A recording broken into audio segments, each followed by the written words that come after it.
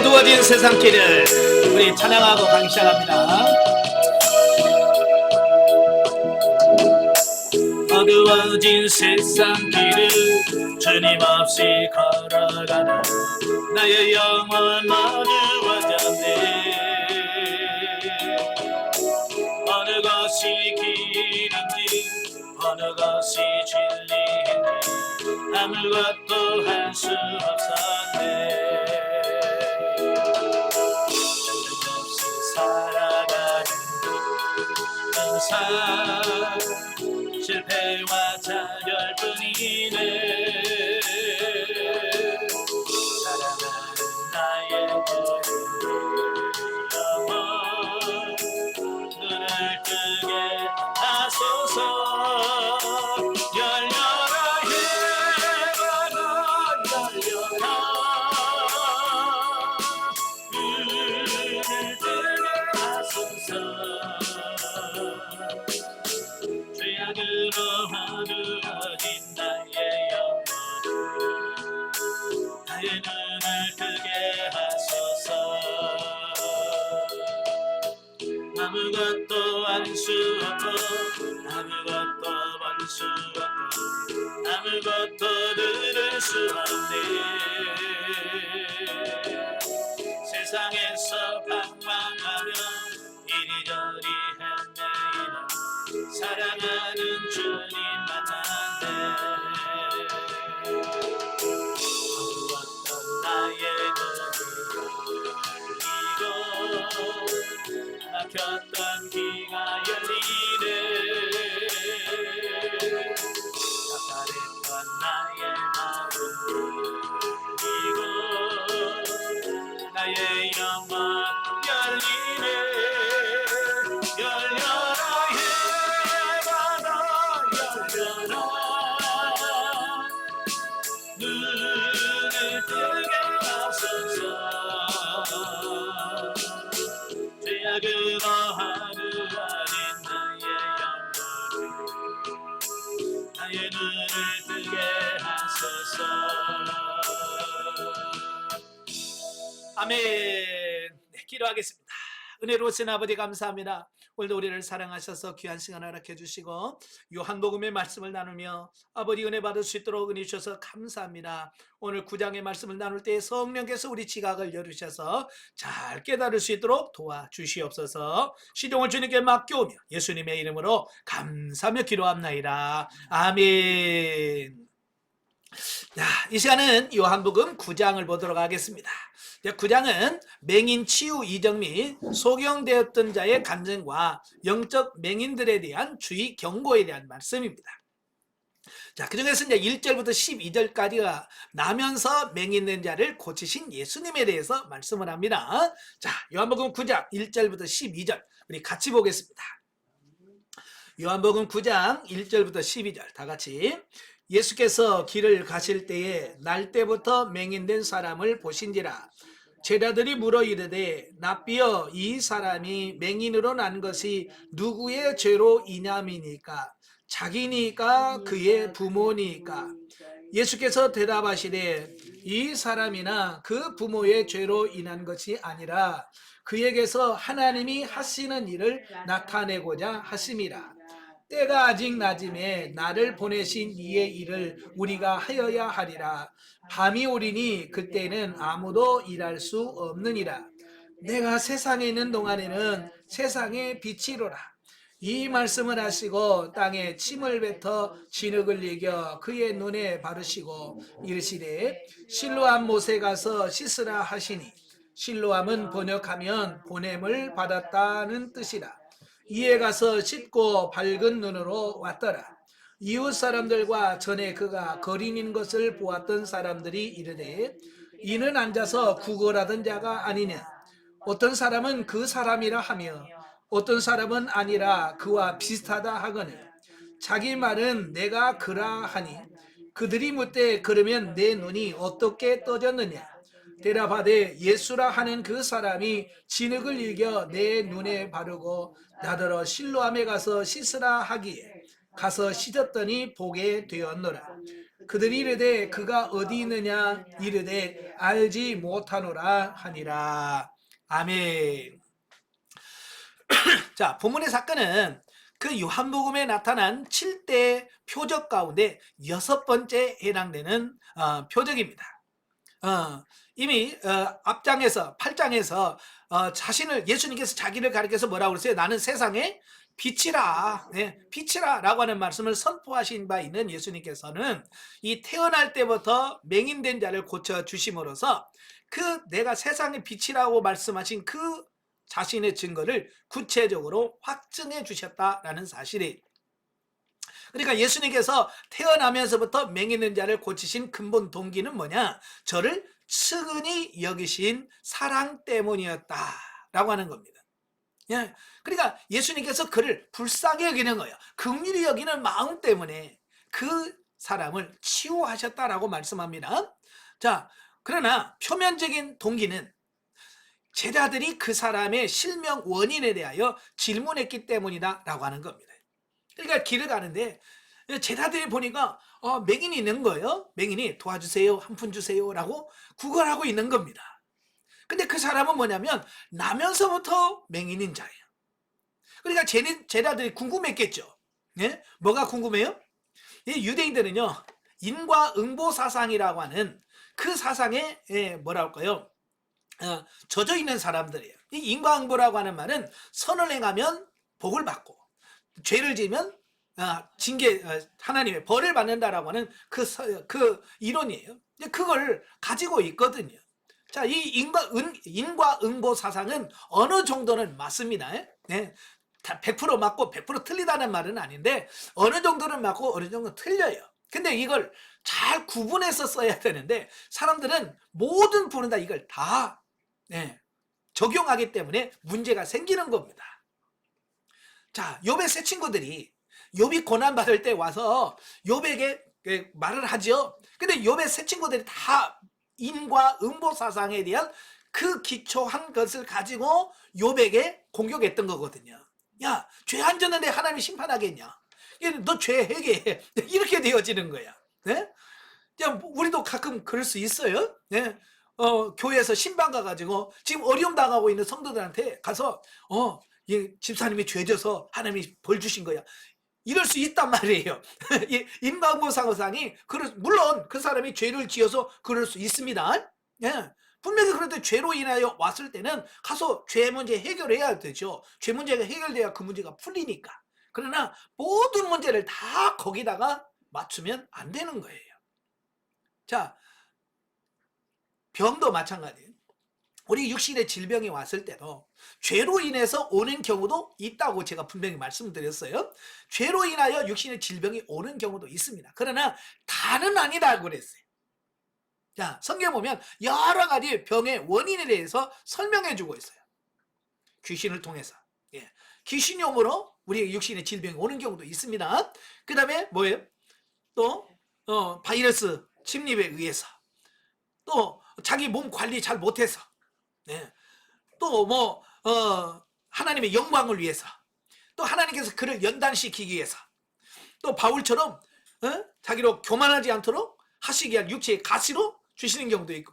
자, 이렇게 우리 육신의 질병의 원인이 여러 가지예요. 그런데 보통 사람들은 인과응보에 딱 모여서 너 죄졌으니까 그래 라고 모든 걸 다 거기다가 맞추면 다른 사람들은 억울할 수도 있다 그 말이에요. 나는 아닌데. 그럴 수 있다는 얘기예요.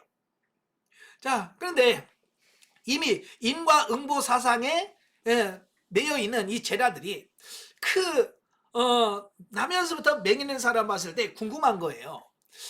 왜냐하면 모든 게 죄로 인한 건데, 그러면 이 사람이 자기 죄 때문이냐 부모 죄 때문이냐, 만약에 이제 중간에 중도의 맹인이 됐다면 너 죄졌어, 네가 죄지니까 그렇지 라고 말할 수 있잖아요. 그죠? 근데 이 사람은 나면서부터 맹인을 하니까 그게 안 맞는 거야. 태어나지도 않은 사람 무슨 죄를 졌길래, 그잖아요? 태어나지도 않아서 무슨 죄를 졌길래 맹인으로 태어납니까? 그냥 본인 죄는 아닌 것 같단 말이에요. 그러면 부모가 죄를 지었으니까 부모의 죄 때문에 맹인이 됐을까? 근데 이 두 가지 중에 궁금한 거예요. 그래서 예수님한테 질문을 던지는 겁니다. 누구 죄 때문입니까 이거? 당시 유대 사람들은요, 인간의 불행과 고난을 죄의 결과로 이해하는 풍조가 있었다라고 하는 거예요. 따라서 제자들은 태어나면서부터 맹인된 원인이 부모의 죄 때문인지 아니면 그 자신의 죄 때문에 그렇게 되었는지에 대하여 궁금하게 여겼다라고 하는 겁니다. 자, 그래서 예수님한테 묻는 거죠. 자, 그때 예수님께서는 인간의 불행과 고난이 반드시 죄로 말미암아 비롯된 것은 아니라는 것을 지적해 줍니다. 이 예수님의 가르침이 진짜 맞죠? 예, 예수님이 아니라면 아닌 거예요. 예. 자, 그래서 이 사람은 하나님의 영광을 드러내기 위해서 그가 지금 이 맹인이 됐다라고 이야기를 하는 거거든요. 그러니까 어찌 보면 이 나면서부터 맹인된 사람은 뭐 때문에 왔냐면 메시아 예수님이 이 땅에서 세상의 빛이라 라고 하는 것을 가르치고 너를 눈을 뜨게 하심으로써 그걸 실제 되는 어떤 이런 부분들을 하기 위해서 딱 하나님께서 예비해 놓은 사람이라는 거예요. 예. 그러니까 이 사람은 자기 죄도 아니고 부모 죄도 아니고 그때 쓰임 받기 위해서 하나님께서 날 때부터 그 사람을 맹인으로 해서 태어나게 하시고 그 자리에 있게 하셨다라고 하는 거예요. 하나님의 영광을 위해서 그의 눈을 뜨게 하심으로써 하나님께 영광이 되게 하기 위해서 날 때부터 그가 그렇게 되었다라고 말씀하고 있다라고 하는 겁니다. 더 나아가서 예수님께서는 자신이 세상의 빛이라는 사실을 상기시킨 이후에 태어나면서 맹인되어 단 한 번도 빛을 보지 못한 맹인을 보게 하셨다라고 하는 사실입니다. 예. 자, 여러분, 맹인으로 산다는 것이 얼마나 불편하겠어요, 그지? 예. 뭐 하여간 몸은 하나님이 창조해내는 그 원래 상태로 사는 게 제일 좋아해요. 그죠? 예. 근데 살다 보면 여러 가지 문제를 통해서 아픔이 오잖아요. 예. 저도 정말 험악한 세월을 살다 보니까 무릎 수술도 2번 하고, 예? 눈 수술 다 하고, 예? 이런 수술을 하다 보니까 얼마나 우리 하나님이 창조해 놓은 그게 얼마나 좋은지. 예. 저도 이제 백내장 수술을 다 2번 했거든요. 예. 그걸 하니까 안 보이다가 백내장 수술을 확 하니까 보이는 건 좋아요. 근데 문제는 뭐냐면 이게 조절이 안 되는 거야. 이게 멀리 있는 것은 보이는데 가까운 게 안 보이는 겁니다. 그래서 가까이 보려면 항상 돋보기를 또 바꿔야 돼요. 이게 지금 제가 다초점 렌즈로 해서 이렇게 2군데 밑에는 돋보기고 위에는 멀리 볼 수 있는 거. 이게 참 좋지요. 예? 이게 있으니까 편한데 이게 없으면 우리 안경 갖다가 멀리 쓰는 끼고 또 돋보기라면 또 바꿔야 되고 자 이렇게 된단 말이에요. 하나님이 만들어 놓은 것은 그냥 자동적으로 이게 조절이 되잖아요. 멀리 보면 조리기가 쫙 해서 멀리 보게 하고 가까이 보면 또 쫙 펴려서 가까이 보게 하고 참 하나님이 만들어 놓은 건 참 좋아. 너무 좋아. 그러니까 저도 이제 눈 수술할 때 이게 딱 가려놓고 이틀인가 못 보게 한단 말이에요. 얼마나 불편합니까 이거. 세수도 못하지 보지도 못하지. 그러면서 참 우리는 잠깐인데 그죠? 잠깐인데 하루나 이틀밖에 아닌데 이 맹인은 날 때부터 맹인으로 살았으니 얼마나 불편할 게 많겠어요. 예. 그런데 그는 예수님이 어떻게 하셨어요? 그의 눈을 뜨게 하셨단 말이에요. 그러니까 이 눈뜬 사람은 얼마나 그게 고맙고 감사하겠어요. 그죠? 자기는 눈뜰 생각도 못 했겠죠. 예? 나는 볼 수 있을 거야 라는 소망도 없었는데 예수님께서 그의 눈을 뜨게 하셔서 이 자연을 보게 하시니 얼마나 감사하겠습니까? 예. 그게 바로 세상의 빛으로 오셨다라고 하는 부분을 이 사건을 통해서 확증해주는 사건이 되어지는 거죠. 자, 본서의 저자가 이 사건을 예수님의 6번째 강화와 연결시킴으로써 자신을 세상의 빛이라고 말씀하신 예수님의 가르침이 지니는 근본 의미를 보다 뚜렷하게 부각시키려고 하는 의도를 지닌 것으로 해석하고 있습니다. 자, 또 여기서 주목해야 될 것은 본 사건이 예수님의 세 번째 표적이 뭐냐면 38년 된 병자를 치유하신 사건입니다. 바로 그와 마찬가지로 안식일 논쟁을 일으켰다라고 하는 점입니다. 자, 예수님께서 왜 굳이 안식일 날 이렇게 치유하셨을까라고 하는 겁니다. 예수님이 건망증이 심하죠. 아유, 오늘 안식인지 몰랐네. 몰라서 그랬을까요? 아니란 말이에요. 예수님은 분명한 의도가 계시단 말이에요. 안식일 날 질병을 치유하심으로써 이스라엘 백성들, 유다 백성들이 가지고 있던 잘못된 그 안식일의 개념을 바꿔주시려고 하는 의도가 있었기 때문에 예수님께서는 의도적으로 안식일임을 알면서도 치유하셨다라고 하는 사실입니다. 아마도 본서 제자는 비슷한 두 사건을 통해서 예수님께서 이 땅에 행하신 사역의 성격을 강조하고자 한 것 같다. 즉 예수님께서는 인간이 헛된 의문의 율법으로 하나님을 섬기는 것을 타파하시고 진정으로 하나님을 경외하는 것이 무엇인지를 사람들에게 힘써 가르쳐 주셨다라고 하는 사실입니다. 그러니까 유대인들은 안식일을 지키지만 안식일은 일하면 안 돼 라고는 어떤 형식에 매여가지고, 그죠? 그 율법 조항에 매여가지고 진짜 참 자유를 누리면서 기쁨으로 안식일을 지켜야 되는데 그들은 거기에 매여가지고 뭐 하나 어기면 안 된다 라고 하는 그것 때문에 안식일이면 더 힘든 거예요. 더 불편한 거예요. 그죠? 안식일은 정말로 하나님 은혜 안에서 정말 편하게 누리고 쉬어야 되는데 유대인들은 더 어려운 거야. 왜? 혹시라도 내가 안식일 범하면 어떡하지? 네? 그래가지고 그 안식일 범하지 않게 해서 그들은 불안해하면서 안식일을 지킨다 그 말이에요. 그래서 바로 그들이 가지고 있는 그 안식일의 개념을 바꿔주려고, 너희들이 지금 잘못된 안식일의 개념을 갖고 있어 라고 하는 것을 가르쳐 주시려고 지금 하나님께서, 예수님께서는 이렇게 자꾸 안식일에 무슨 역사를 하심으로써 그걸 가지고 지금 말씀하시는 거거든요. 자, 본문에서 우리에게 주는 교훈이, 첫째, 인간이 당하는 질병과 고난들이 단지 죄의 결과만은 아니라는 사실이다. 즉 병의 원인이 부모의 죄에 대한 하나님의 응징일 수도 있지만 그 밖에 육신의 나약함, 또 믿음에 대한 시험, 또 하나님의 영광을 드러내기 위한 하나님의 선하신 뜻에 의한 것도 있다는 것을 말씀해주고 있습니다. 그래서 제가 그 훈련 과정 하면서 그 은사, 치유, 신유 은사를 말씀하면서 항상 육신의 질병을 치유할 때 가장 중요한 게 뭐냐, 이 병의 원인이 뭔지를 정확하게 파악해야 된다라고 하는 겁니다. 죄 때문에 온 건지, 귀신을 통해서 온 건지, 하나님의 영광을 위해서 온 건지, 이거에 대한 분명한 원인을 알아야 돼. 여러분, 일반 우리가 이 사회 병원에 가도요, 가자마자 막 치료 안 합니다. 뭐부터 해요? 원인부터 해서 막 검사하지. 그러니까 어지간한 사람 검사하다가 죽어요. 얼마나 검사를 많이 하는지. 왜 검사를 많이 하겠습니까? 정확한 원인을 파악하겠다는 거예요.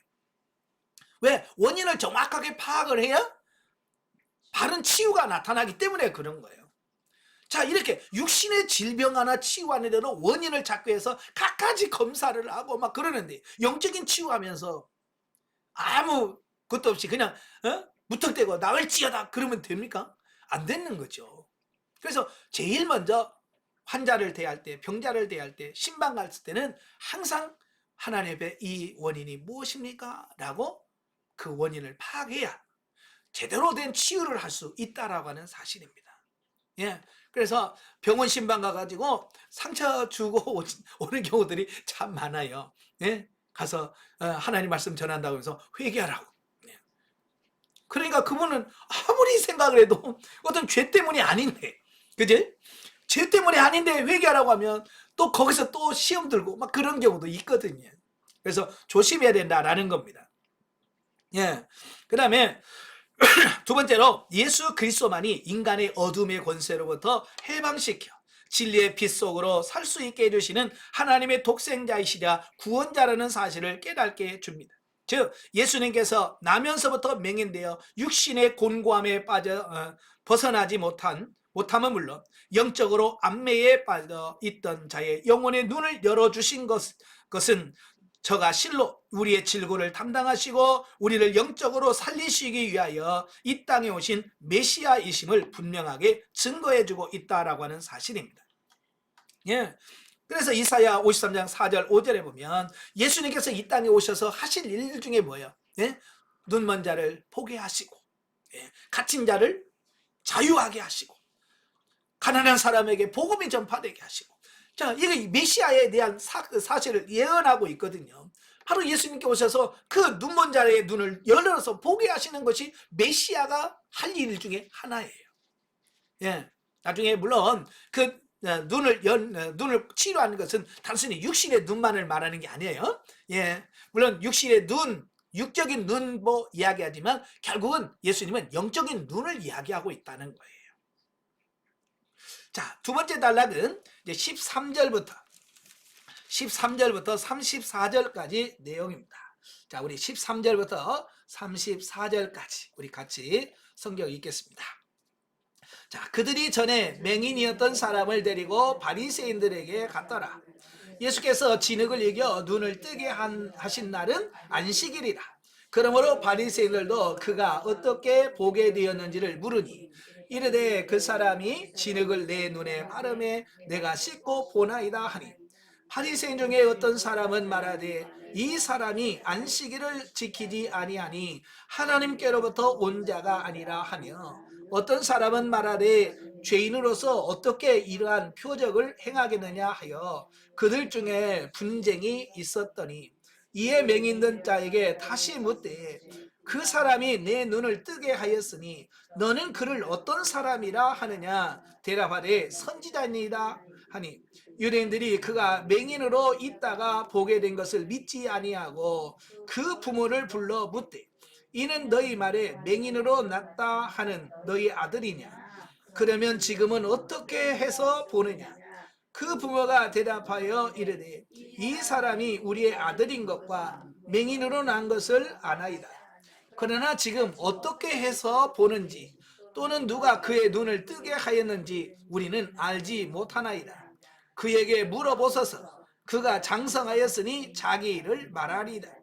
그 부모가 이렇게 말한 것은 이미 유대인들이 누구든지 예수를 그리스도로 시인하는 자는 출교하기로 결의하였으므로 그들을 무서워함이러라. 이러므로 그 부모가 말하기를 그가 장성하였으니 그에게 물어보소서 하였더라. 이에 그들이 맹인이었던 사람을 두 번째 불러 이르되 너는 하나님께 영광을 돌리라. 우리는 이 사람이 죄인인 줄 아노라. 대답하되 그가 죄인인지 내가 알지 못하나 한 가지 아는 것은 내가 맹인으로 있다가 지금 보는 것이니이다. 그들이 이르되 그 사람이 내게 무엇을 하였느냐. 어떻게 내 눈을 뜨게 하였느냐. 대답하되 내가 이미 일렀어도 듣지 아니하고 어찌하여 다시 듣고자 하나이까. 당신들도 그의 제자가 되려 하나이까. 그들이 욕하여 이르되 너는 그의 제자나 우리는 모세의 제자라. 하나님이 모세에게 말씀하신 줄을 우리가 알거니와 이 사람은 어디서 왔는지 알지 못하노라. 그 사람이 대답하여 이르되 이상하다. 이 사람이 내 눈을 뜨게 하였으되 당신들은 그가 어디서 왔는지 알지 못하는도다. 하나님이 죄인의 말을 듣지 아니하시고 경건하여 그의 뜻대로 행하는 자의 말을 들으시는 줄을 우리가 아나이다. 창세 이후로 맹인으로 난 자의 눈을 뜨게 하였다 함을 듣지 못하였으니 이 사람이 하나님께로부터 오지 아니하였으면 아무 일도 할 수 없으리이다. 그들이 대답하여 이르되 내가 온전히 죄 가운데서 나서 우리를 가르치느냐 하고 이에 쫓아내어 보내니라. 아멘. 자, 이 말씀은 이제 맹인 되었던 자의 신앙 고백에 대한 말씀이에요. 그러니까 본문의 표적을 통해서 드러나는 예수님의 그 그리스도 되심을 부인하는 유대인들이 예수님께서 치유하셔서 보게 된 자를 신문해서 예수님을 모함할 어떤 꼬투리를 잡으려고 하다가 오히려 자신들의 계획이 실패하자 끝내 그 사람을 출교하는 과정을 소개하고 있습니다. 참 여기서 보면 믿으면 되는 걸, 그죠? 예수님 믿으면 되는 걸 믿지 않으려고 하니까, 안 믿으니까 여러 가지 지금 문제가 발생하는 이런 부분들을 보게 됩니다. 자, 본문에서도 예수님의 표적을 바라보는 유대인의 반응은 상반된 두 부류로 구분됩니다. 예수님이 그 맹인을 치료한 사건을 보면서 이 둘로 나뉘어, 유대인 중에서. 한 부류가 뭐냐면 예수님이 안식일에 병자를 고쳤다는 사실을 강조해서 안식일을 범한 사람은 하나님께로서 온 자일 수 없다. 네. 하나님으로부터 왔다면 안식일을 잘 지켜야지. 왜 안식일을 왜 자꾸 범하냐? 그런 거 보니까 이 예수는 안식일을 범하는 것 보니까 하나님으로 온 게 아니다. 자, 이걸 주장을 하는 겁니다. 근데 또 다른 부류에서는 야, 이런 이적을 누가 하겠냐? 그죠? 예, 나면서부터 눈 한 번도 못 본 사람 어떻게 눈을 뜨게 하겠냐? 이거 하나님으로 오지 않으면 이건 불가능하다.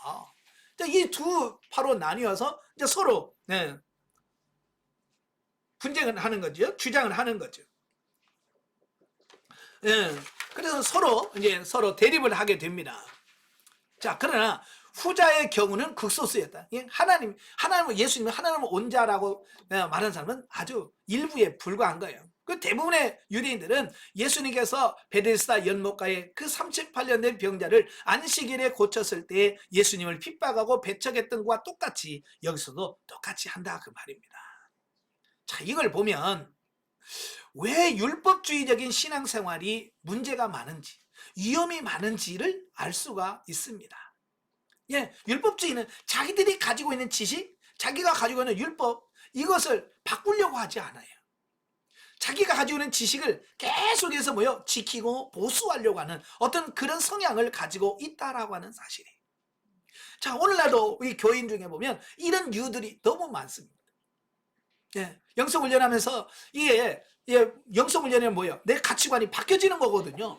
그죠? 내가 가지고 있던 가치관, 신앙관 이게 잘못되었다고 느껴지면 그걸 과감하게 바꿔야 되는데 그걸 죽어도 안 바꾸시는 분들이 계셔.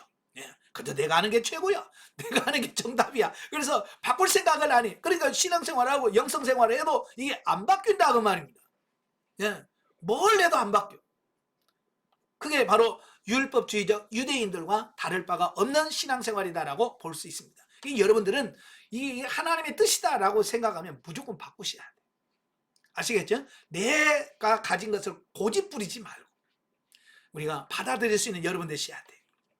자, 한편 예수님을 메시아로 시인하는 자는 누구든지 출교시킨다고 하는 유대인들의 유혹과 두 차례에 걸친 신문에도 불구하고 태어나면서부터 맹인되었다가 고침을 받은 사람은 예수님께 대한 신앙을 공개적으로 고백하는 담대함을 보였다.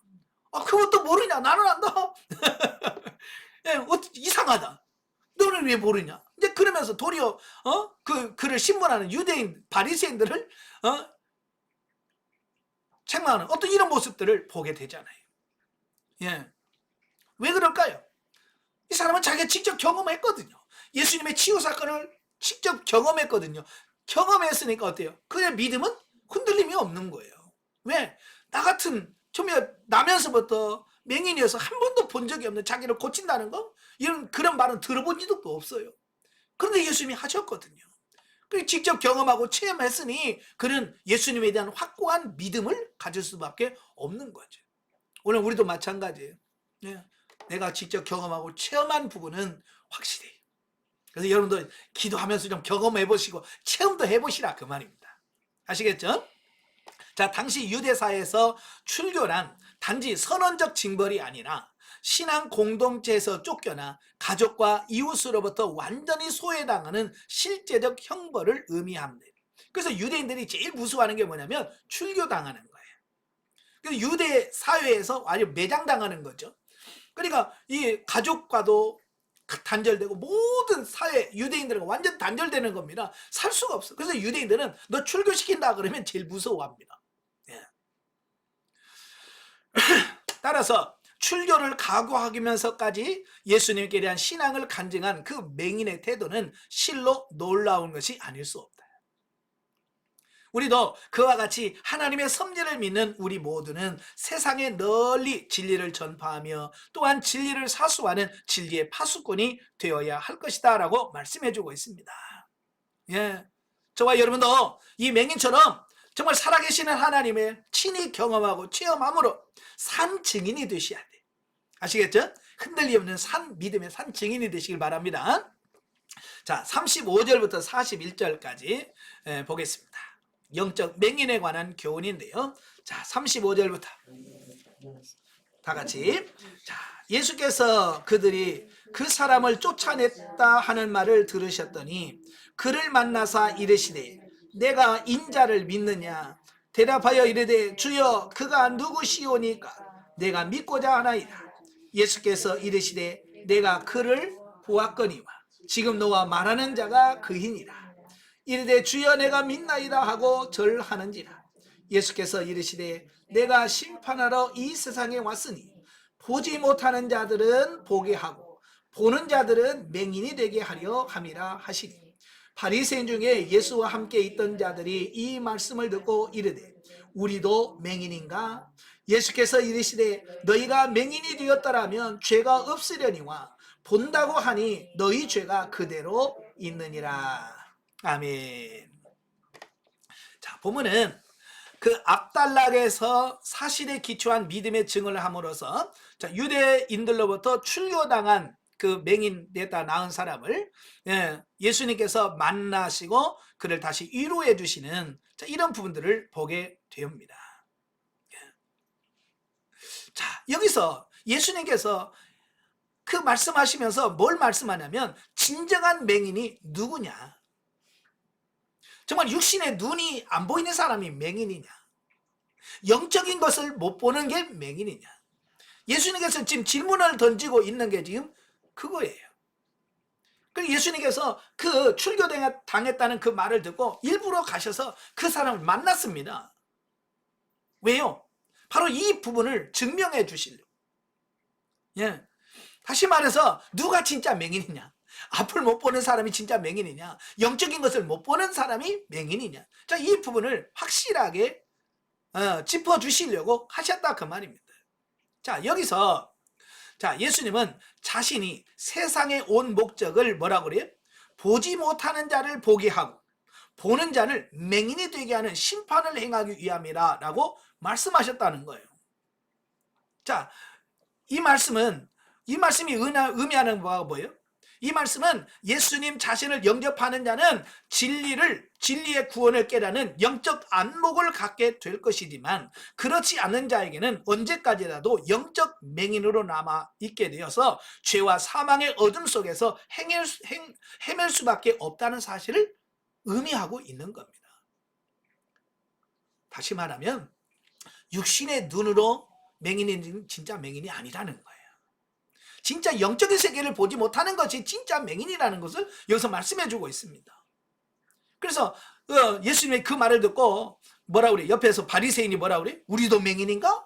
이런 반문을 하잖아요. 예? 모르니까.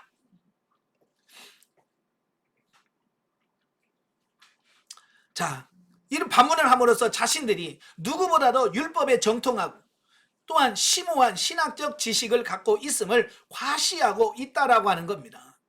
네. 이게 중요한 게요. 모르면 모른다고 해야 돼요. 내가 안 보이면 안 보인다고 얘기를 해야 돼요. 그게 정상이잖아요. 근데 이들은 모르면서 모르는 줄을 모르는 거예요.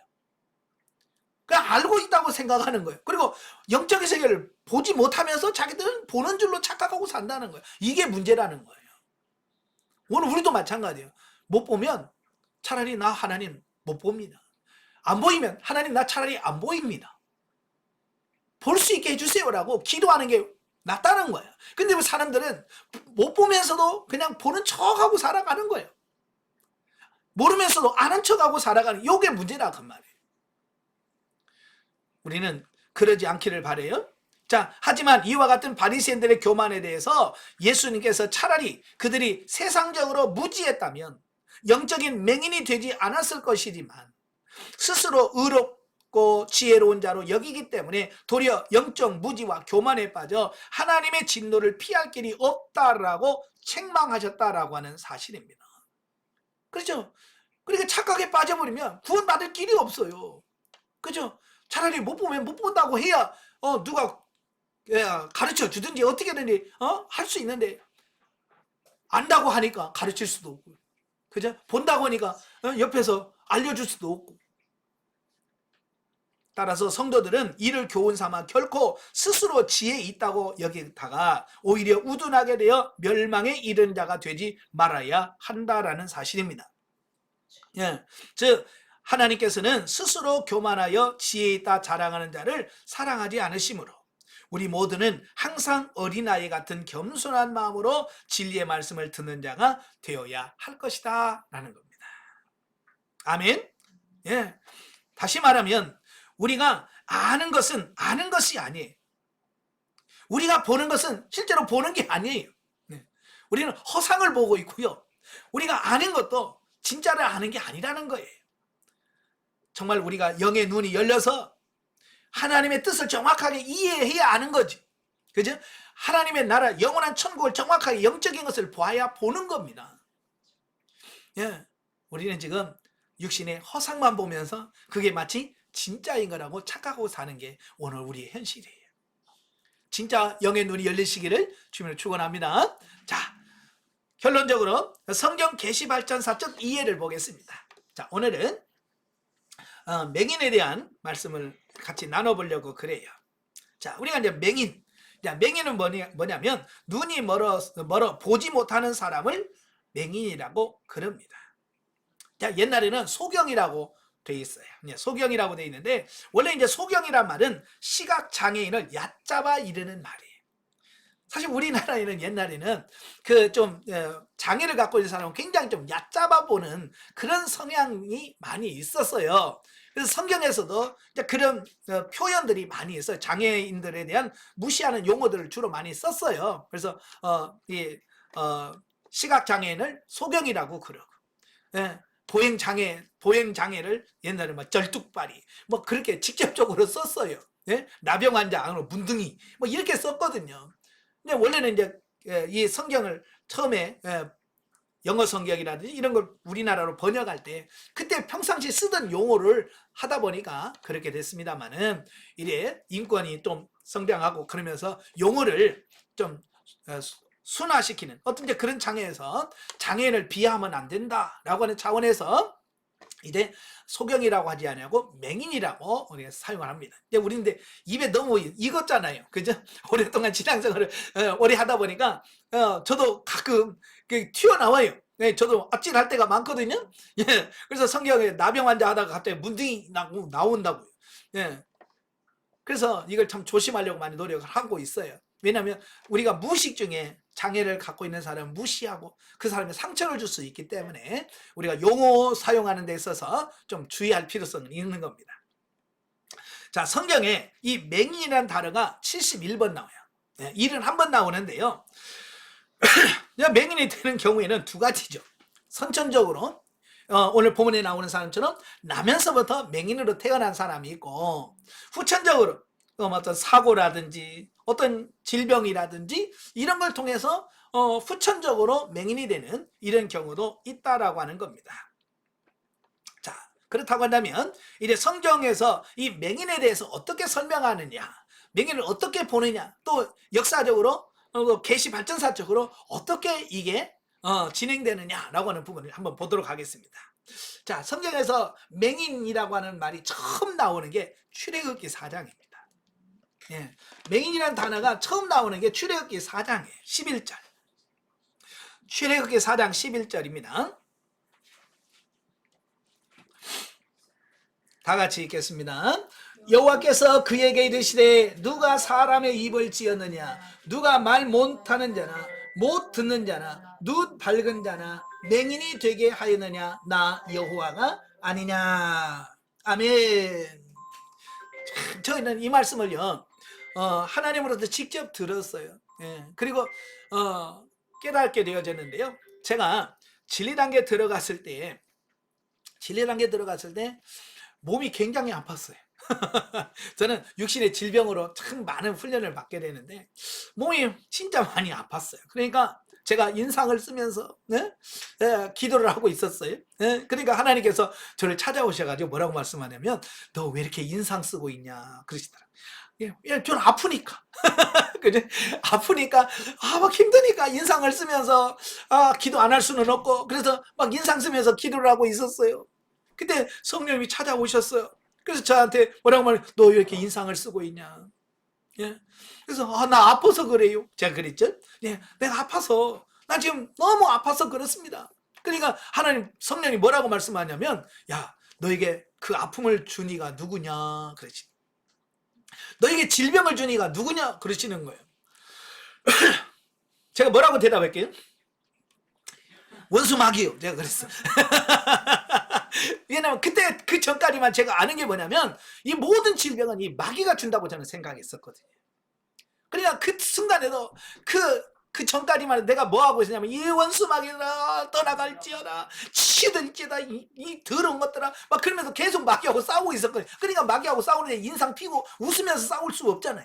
그지? 마귀하고 싸우는데 웃으면서 싸울 수는 없잖아. 막 나도 인상 쓰고 마귀한테 이 더러운 이 신한 나가라 막 인상 쓰고 있단 말이요. 네? 그래서 제가 원수 마귀요 그랬어. 그랬더니 야 너 출애굽기 4장 11절 읽어봐. 출애굽기 4장 11절 읽어봐. 그래서 오늘 본문 말씀을 읽었어요. 이 말씀을 읽은 거예요. 이 말씀을 읽으면서 뭐라고 되어 있냐면 예? 누가 사람의 입을 지었느냐 누가 말 못하는 자나 못 듣는 자나 눈 밝은 자나 맹인이 되게 하였느냐 나 여호와가 아니냐 이 말씀을 딱 주시는 거예요. 나 여호와가 아니냐 예? 이 말씀을 딱 듣는 순간에 그럼 지금 내 이 아픔도 마귀가 준 게 아니고 하나님께서 주신 거라고? 그 사실을 딱 깨달은 순간에 뭐가 됐냐면 하나님이 주셨어요? 그럼 나 감사해야죠. 이렇게 되어진 거예요. 그 마귀가 줬다고 생각하니까 너 막 여기서 분하고 억울하고 막 괘씸하고 마귀가 미웃고 막 그러니까 이 원수 마귀가 그래서 막 인상 팍팍 쓰고 있었는데 나 여호와 아니냐 이 한마디에 그럼 이 병을 하나님께서 주셨다고요. 근데 이 아픔을 하나님 그럼 이제 감사해야죠. 그래서 바로 내 생각을 바꿔서 하나님 감사합니다 그랬어. 그랬더니 그냥 그 병이 싹 나았더라고요. 정말 하나님께서 나의 믿음을 시험하시고 연단하시고 훈련하시기 위해서 하나님께서 그렇게 질병을 주실 때도 있다는 겁니다. 자, 그래서 아까도 제가 말했잖아요. 원인을 아는 게 제일 중요하다. 왜 이 병이 왔는지 어떻게 왔는지 그걸 정확하게 아는 것이 제일 중요하다라는 겁니다. 자, 맹인도 누가 만드셨다고요? 나 여호와가 아니냐 하나님께서 만드셨다는 거예요. 그러니까 맹인을 보면서 우리가 왜 태어났어 그러지 마라 그 말이에요. 하나님께서 그 사람도 창조하신 하나님의 창조물이에요. 하나님이 그를 이 땅에 보내신 뜻이 있다 그 말이에요. 자칫 잘못하면 우리는 장애인들에 대해서 너무 불쌍히 여기는 마음이 있잖아요. 긍휼히 여겨가지고 하면서 불쌍해서 도와주는 이게 우리가 똑같은 어떤 이런 게 아니라 우리보다 한 단계 낮은 이런 걸로 인식하는 경우가 있다 그 말이에요. 그래서 장애인 도우면 뭐 훌륭한 일하고 뭐 이렇게 생각하는데 이 부분은 우리가 잘 고치셔야 돼요. 아시겠죠? 생각을 바꾸셔야 됩니다. 앞으로 장애인을 바라보면서도 이제 바라보는 시각을 바꾸시길 바래요. 이건 하나님이 그를 세우셨고 하나님께서 그분을 만드셨다는 거예요. 자, 그 다음에 레위기 19장 14절 레위기 19장 14절에 보면 자, 세상에는 이 맹인들이 있단 말이에요. 앞을 보지 못하는 자들이 있어. 그러면 어떻게 할 거냐? 그들을 괴롭히고 그들을 힘들게 하면 안 되겠죠. 자, 14절 19장 레위기 19장 14절에 보면 다 같이 너는 귀먹은 자를 저주하지 말며 맹인 앞에 장애물을 놓지 말고 내 하나님을 경외하라. 나는 여호와니라. 아멘. 자, 이 말이 무슨 말이에요? 장애인들을 괴롭히지 말라는 거예요. 여기서 귀먹은 자는 뭡니까? 청각장애인이야. 못 듣는 사람이야. 못 듣는다고 그 사람 막 저주하지 말라는 거야. 이 말은 무슨 말? 또 앞을 보지 못하는 그 장애인들 맹인 앞에 장애물을 넣어서 걸려서 넘어지는 거 보고 좋아하지 말 이런 말이에요. 사람들은 악하니까 이럴 수 있어요. 정말 저도 못됐지만 옛날 제가 어렸을 때는요 이런 게요 비일비재했어요. 그냥 청각장애인 가면 못 듣느라고 막 거기서 약 올리면서 욕하고 못 보는 사람 오면 거기다가 앞에다가 나뭇가지 놓고 걸려서 넘어지게 만들고 막 이랬다고요. 왜? 모르니까. 그러지 말라는 거예요. 신명기 27장 18절도 역시 같은 말을 합니다. 신명기 27장 18절에도 맹인에게 길을 잃게 하는 자는 저주를 받을 것이라 할 것이요 모든 백성은 아멘 할지니라 그랬어요. 이런 우리는 보니까 장애물이 있으면 아 있구나 피해갈 수 있지만 맹인들은 뭐냐면 자기가 머릿속에 기억되는 지도 있잖아요.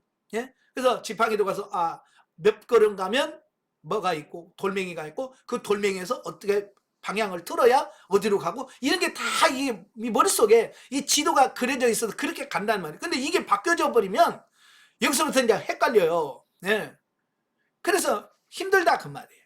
그래서 그렇게 맹인들에게 길을 헷갈릴 정도로 만들지 말라라고 말씀해 주고 있는 겁니다.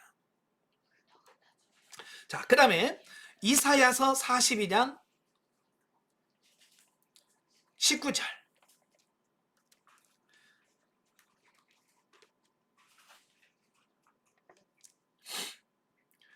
자, 여기 넘어가기 전에 자, 한번 보겠습니다. 이걸 자 보시면 자, 오늘은 구속사 계시발전사를 보면 맹인이거든요. 맹인.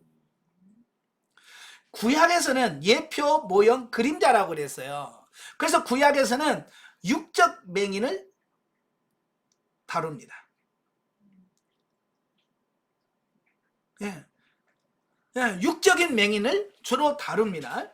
자, 물론 이사야서에 보면 자, 이사야서 42장 19절에 보면 이래 여기서도 구약에서도 영적 맹인에 대해서 이야기를 해요. 예. 자, 보세요.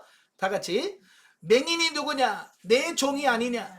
누가 내가 보내는 내 사자같이 못 듣는 자겠느냐? 누가 내게 충성된 자같이 맹인이겠느냐? 누가 여호와의 종과 같이 맹인이겠느냐? 그랬죠. 그때 당시 시대 사람들이 너무 하나님의 뜻에 분별하지 못하고 살아가니까 이건 눈은 떴지만 전혀 하나님의 뜻을 감지하고 깨닫지 못하고 살아가. 그래서 그들을 가리켜서 맹인이다라고 얘기했거든요. 그러니까 이사야 선지자는 그 시대 사람들을 비유하면서 뭐라고 영적 맹인을 이야기했어요. 그러나 주로 구약에서는 육적 맹인을 다루고 있습니다. 오직 이사야 선지자만이 영적 맹인이라는 부분을 말씀해 주고 있어요. 또 56장 10절 이사야 56장 10절 보면 비슷한 말씀이 있어요. 56장 10절 이스라엘의 파수꾼들은 맹인이요 다 보지 무지하며 벙어리 개들이라 짖지 못하며 다 꿈꾸는 자들이요 누워있는 자들이요 잠자기를 좋아하는 자들이니. 여기서 파수꾼들은 주로 원래는 성을 지키는 사람이잖아요. 성을 지키는데 파수꾼은 주로 선지자나 이런 지도자들을 가리킬 때 파수꾼이라는 말을 씁니다. 그러니까 그때 당시 영적 지도자라고 하는 사람들이 다 뭐냐? 맹인이라고 말이야. 영적인 맹인들이에요. 그래서 그들을 바르게 진리로 이끌지 못하는 그 모습을 비유적으로 설명해주고 있습니다. 자, 그러면서 이제 4번 보시면 시편 146편 8절에 보시면 시편 146편 8절 여호와께서 맹인들의 눈을 여시며 여호와께서 피곤한 자들의 일을 시키시며 여호와께서 의인들을 사랑하시며 그랬어요. 그러니까 하나님께서 시편에서 뭐라고 그래? 눈을 여시며 그러니까 눈을 뜨게 하는 날이 오게 하실 거다. 예. 자, 바로 이걸 말씀해 주고 있습니다. 예. 자, 눈을 뜨게 하는 날이 올 거다. 또 이사야 29장 18절 이사야 29장 18절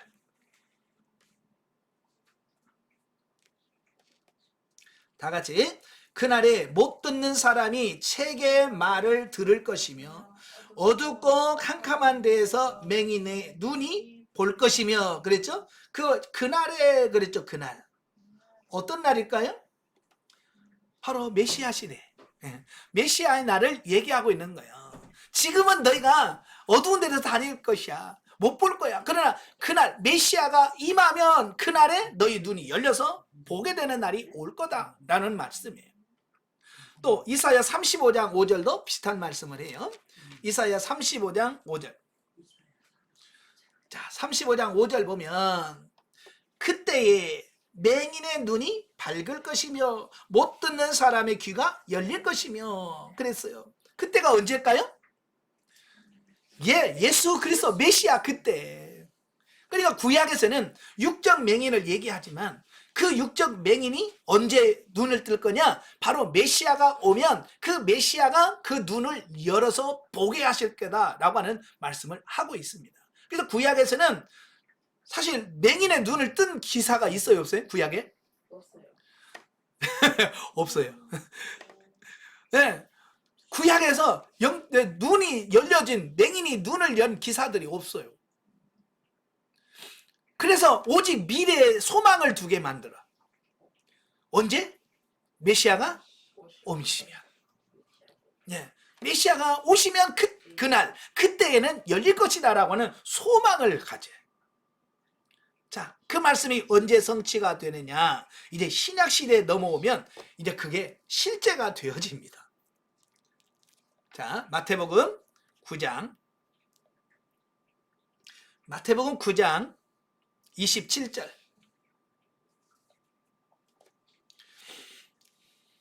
27절부터 28절까지.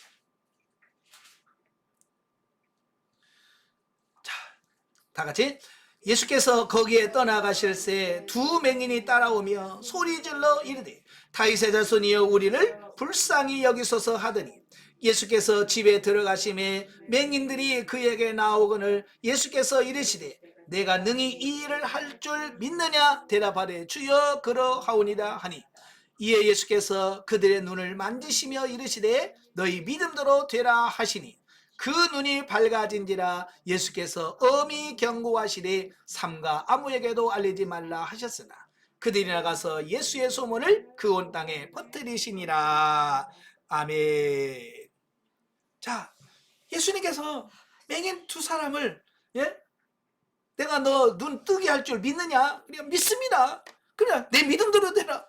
그래서 두 사람의 맹인을 눈을 뜨게 하셨어요. 여러분 구약시대는 눈 뜬 기사가 없다니까요. 맹인이 눈을 뜬 기사가 없어요. 기록이 없습니다. 그러나 예수님이 오셔서 어때요? 이제 맹인들의 눈을 뜬 기사들이 유독 많아요.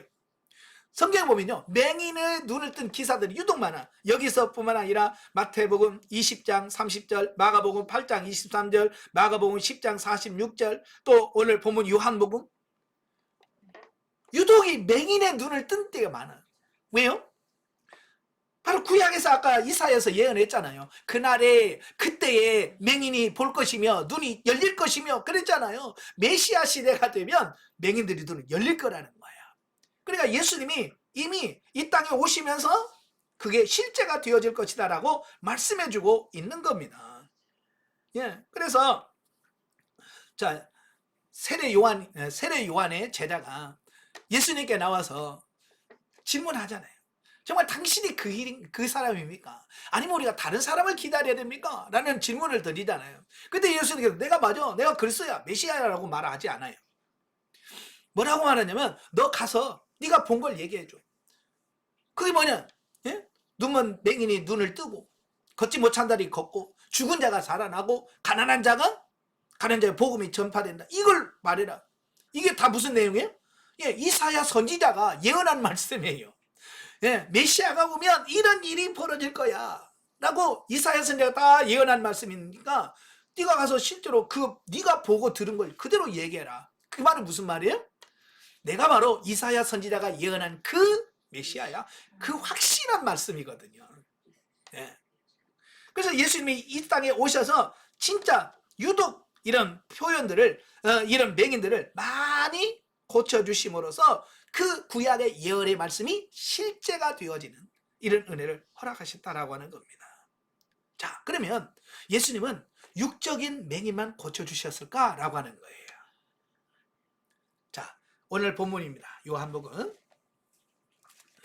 9장 35절부터 41절 아까 봉독했기 때문에 보겠습니다.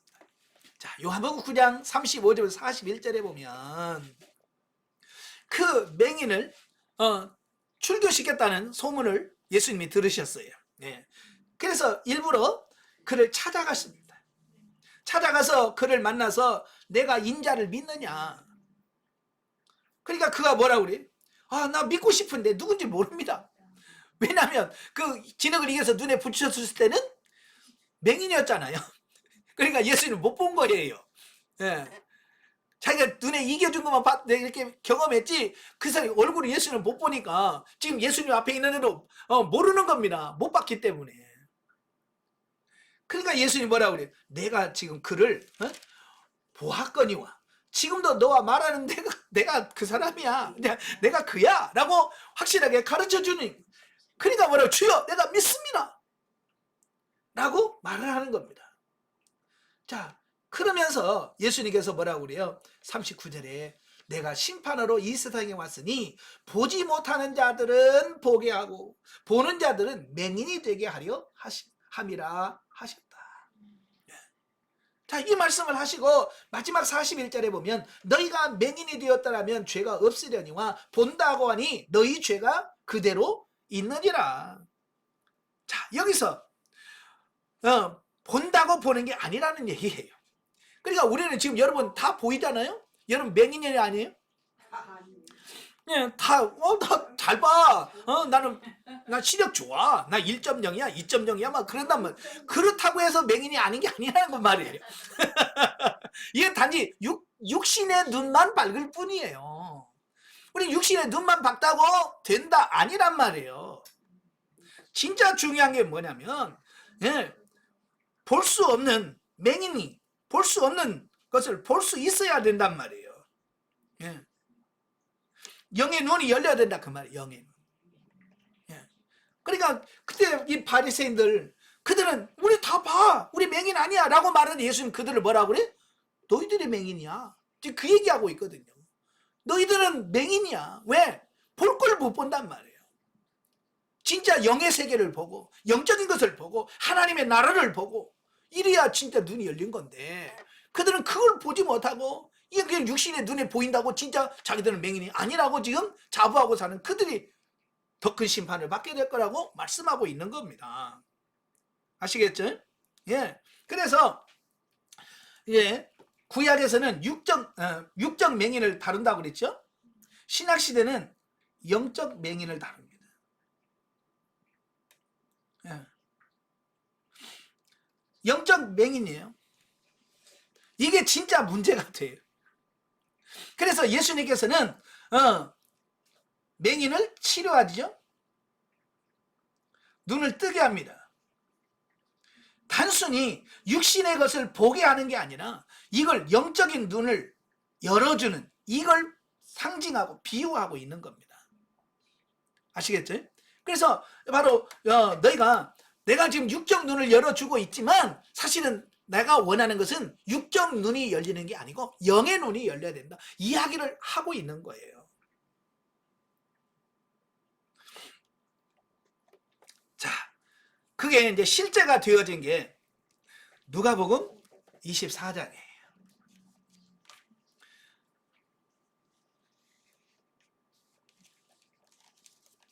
누가복음 24장. 누가복음 24장 13절부터 35절까지 보면 좀 기니까 좀 제가 요약해서 하겠습니다. 예수님께서 부활하셨어요. 아침에 부활하셨다는 말을 여인들이 와서 제자들에게 가르쳐 줬어요. 그러니까 베드로와 요한이 무덤에 가서 보고 왔어요. 그러니까 진짜 없더라. 예수 시대가 없더라. 그 이야기를 들었어. 그러면 예수 부활했다 그래야 되는데 이 두 제자는 엠마오로 가는 두 제자는 그게 안 믿어지는 거야. 야, 어떻게 죽은 사람이 살아나? 분명히 예수님께서 내가 죽은 다음에 내가 사흘만 살아났게라고 했는데 못 믿어. 예. 그래서 그 이야기를 듣고서도 어때요? 아이, 우리 집에 갈란다. 그리고 엠마오로 내려가는 겁니다. 근데 엠마오로 내려가는데 예수님이 그 가운데 오셨어요. 그래서 야, 니 뭔 얘기하고 가냐? 그냥 물어. 그러니까 아니 당신이 예루살렘에서 그것도 모르냐? 그러면서 예수님에 의해서 쫙 얘기를 하는 거예요. 왜 모르니까. 왜 몰라? 영적 맹인이란 말이에요. 그럼 육의 눈은 떠서 지금, 예? 육의 눈은 떠서 지금 엠마오라고 방향을 갑니다. 그러나 영의 눈이 가려 있으니까 지금 예수님이 옆에 있는데도 모르는 거예요. 예수님이 있는데 예수님을 모르는 겁니다. 이게 영적 맹인인 거예요. 그러니까 하도 예수님이 모르니까 뭐라고 그래? 25절에 미련하고 선지자들이 말한 것을 마음에 더디 믿는 자들이요, 그리스도가 이런 고난을 받고 자기의 영광에 들어가야 할 것이 아니냐, 그러면서 성경을 쫙 풀어서 설명을 해주는 겁니다. 예? 설명을 쫙 해주고, 그러니까 이들이 은혜를 받아야 나름대로 은혜를 받고 이제 저녁 때가 되니까 같이 들어가서 쉬자고, 그를 이제 음식 잡수시자고 강권에서 끌고 들어가는 겁니다. 그래서 예수님이 그 식당에 앉으셔서 떡을 가지시고 축사를 하신 후에 떼어서 딱 주는데 그때 뭐가 열려? 예, 31절에 보죠. 그들의 눈이 밝아져 그랬어요. 영적 맹인이었던 그들의 눈이 밝아지니까 뭐가 보여? 예수님이 그때 보이는 겁니다. 예, 바로 예수님께서 그 영적 맹인에 대해서 이야기했잖아요. 바로 여기서 그 부분을 얘기하고 있는 거예요. 진짜 봐야 될 걸 못 보는 겁니다. 예수님이 옆에서 말씀하셔도 몰라요. 못 보는 겁니다. 그래서 예수님께서 그를 위해서 기도해 주시고 떡을 떼 주시니까 그때서야 눈이 열려서 주님, 그런데 사라지셨어요, 예수님이. 그러니까 그때서야 그들이 어때요? 바로 예루살렘에 올라와가지고 야야 나 주님 만났어. 그 얘기를 하는 겁니다. 오늘 우리도 이렇게 엠마오로 내려가는 두 제자처럼 눈이 가려져서 못 보는 이런 삶이 되면 안 된다는 거예요. 자, 또 하나 얘가 또 나와요. 사도행전 9장. 사도행전 9장에 보면 누가 나오냐면 사울이란 사람이 나옵니다. 자, 1절부터 19절까지 보면 이제 사울이 어떻게 해서 하나님의 부르심을 받게 되는지 소명 과정을 얘기하잖아요. 예, 대낮에 햇빛보다 더 밝은 빛이 그에게 비쳐. 그러면서 사울아 사울아 내가 어찌하여 나를 박해하느냐, 누구십니까? 난 네가 박해하는 예수다. 자, 그 예수님을 만나요. 만나서 너 예루살렘 그 성에 들어가면 내가 아나니아라는 사람을 보내서 너의 눈을 뜨게 할 거다 라고 말씀하시죠. 그래서 주님께서 다시 아나니아에 가가지고 너 집가라고 하는 거리로 가봐. 그러면 유다 집에 사울이라는 사람이 있을 거다. 너 그에게 안수해서 그의 눈을 뜨게 해라 라고 말씀합니다. 그래서 이 아나니아가 처음에는 아이고 나 무서워요 그랬거든요. 왜? 그가 어떻게 오는 줄 아니까. 그때 예수님께서 그는 이방인을 위하여 택한 나의 그릇이야 라고 말합니다.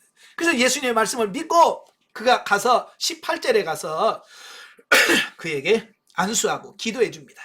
자, 그때 18절 즉시 사울의 눈에서 비늘 같은 것이 벗겨져 다시 보게 된지라 그랬어요. 자, 여기서 사울이 왜 그렇게 예수 믿는 사람을 잡아가지고 그렇게 다메섹까지 가서 믿는 사람 붙잡아서 오려고 했을까라고 하는 거예요. 그게 뭐예요? 그냥 그의 눈에 가리는 게 있었어요. 비늘 같은 것이 상징적인 거죠. 예, 영적으로 가려져 버리니까 전혀 영적인 세계를 바라보지 못하는 겁니다. 그래서 스데반 집사는 돌로 치면서도 당연하다고 생각했어요. 마땅하다고 생각했고요. 그게 옳은 거라고 생각했어요. 영적인 눈이 가려지면 볼 걸 못 본다니까요. 그런데 바로 이 사건을 통해서 그의 눈에서 비늘같이 떨어졌어요. 눈이 열렸어요. 그 다음부터는 진리를 발견하게 돼요. 그래서 그는 예수를 박해하던 사람이 복음을 전한 자로 바뀌어졌습니다. 오늘 우리도 마찬가지예요. 영의 눈이 가려져 있으면 몰라요. 못 봅니다. 그래서 정말 오늘 우리가 늘 기도해야 되는 게 뭐냐? 눈을 열어 주옵소서. 저는 강의할 때마다 또 성경을 읽을 때마다 늘 기도하는 게 그거예요. 하나님 저의 눈을 열어 보게 하옵소서. 하나님이 눈을 열어주셔야 돼. 엠마오로 가는 두 제자의 눈을 열어주셨던 것처럼 이 사울의 눈을 열어주셔서 영적인 세계를 보게 하듯이 우리의 눈이 열려주셔야 돼. 그래야만 우리가 영적인 사역을 감당할 수 있고 이 영의 나라, 영원한 하나님 나라를 볼 수 있다라고 하는 사실입니다. 아시겠죠? 자, 밑에 정의를 한번 보겠습니다. 결론 보겠습니다. 자, 육적인 맹인이 아니며 영적인 맹인이 진짜 맹인이다. 예. 자, 육적인 맹인보다 영적인 맹인이 더 불쌍하다. 우리는 육신적인 맹인 바라면서 이거 불쌍하다 그러지 마라 그 말이에요. 그들은 비록 육신의 눈은 안 보일지 모르지만 그들 영적인 눈이 열려서 본다 그 말이에요. 우리가 육신의 눈을 바라보면서 영적인 세계를 바라보지 못하는 우리가 진짜 맹인이다. 그래서 우리가 철저하게 하나님 앞에 엎드려서 주님 내 눈을 열어 주옵소서라고 기도하시고 이제 영적인 세계를 바라볼 수 있는 여러분 되시기를 주님으로 축원합니다. 기도하겠습니다. 은혜로우신 아버지, 오늘 맹인을 치유하는 사건을 통해서 진짜 맹인이 누구인지를 밝히 알려주셨습니다. 우리는 그동안 육신의 눈이 어두워서 세상을 보지 못하는 자가 맹인이라고 생각했습니다. 그러나 주님은 그들의 맹인이 아니고 영적인 세계를 바라보지 못하는 영적 맹인이 진짜 맹인이라고 말씀합니다. 하나님, 우리의 눈을 열어 볼 수 있도록 성령께서 도와주시고 인도해 주옵소서. 엠마오로 내려가는 두 제자의 눈을 열어주셨던 것처럼, 사울의 눈을 열어주셨던 것처럼 우리의 눈을 열어 주시옵소서. 예수님의 이름으로 감사하며 기도합나이다. 아멘. 하나님 경도입니다.